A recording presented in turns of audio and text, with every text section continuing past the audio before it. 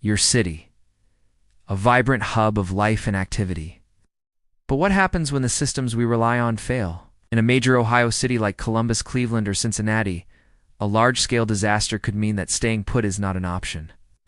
This is your guide to the Urban Evacuation Protocol. We'll cover the critical decisions you need to make, from recognizing the triggers to leave to the gear you'll need and the routes you'll take. This isn't about fear. It's about being prepared. The most critical decision is knowing when to go. Waiting too long can trap you. Leaving too early can be an overreaction. You need predetermined evacuation triggers. These could include a mandatory evacuation order from authorities, a widespread and prolonged power grid failure, civil unrest that is escalating and moving towards your area, a major industrial accident with a chemical spill, or a natural disaster like a flood or tornado that has compromised the structural integrity of your neighborhood. Your personal triggers are unique to your situation. Write them down. Discuss them with your family. When a trigger is met, the decision is already made. It's time to execute your plan. You won't have time to pack. Your go bag or bug out bag must be ready. This isn't a camping trip.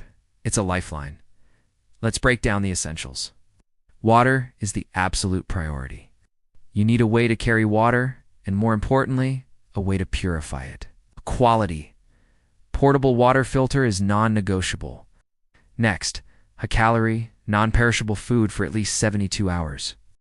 Think energy bars and dehydrated meals. Comprehensive first aid kit, including any personal medications, is a must. For navigation, do not rely on your phone. Physical maps of your city and the surrounding region are essential. A compass and the knowledge to use it are even better.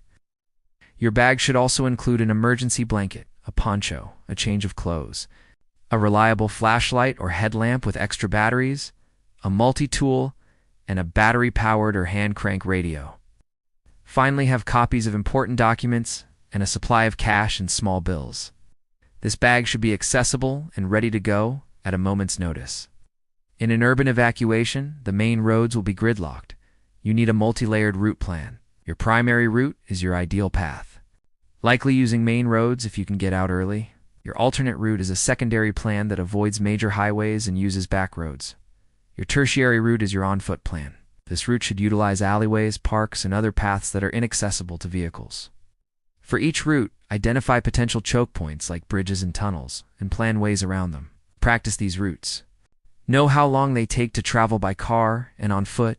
In a crisis, you will not have time to consult a map for the first time. Your destination, or bug-out location, should be a predetermined, safe place. This could be the home of a friend or relative in a different town, a rural property, or a designated emergency shelter. Your location should be far enough away to be clear of the initial disaster area. You need to have a plan for how you will be received. Don't just show up unannounced. Communicate with your hosts beforehand and make sure they are part of your plan. Have multiple destinations in mind in case your primary location becomes inaccessible. The goal in an urban evacuation is to not be seen. This is the gray man theory. You want to blend in and not draw attention to yourself? Avoid wearing tactical gear or clothing that screams prepper. Look like everyone else, but have the skills and equipment to be self-sufficient. Move with purpose, but not with panic. Be aware of your surroundings at all times. Avoid large groups and confrontations. Your objective is to get from point A to point B as safely and discreetly as possible.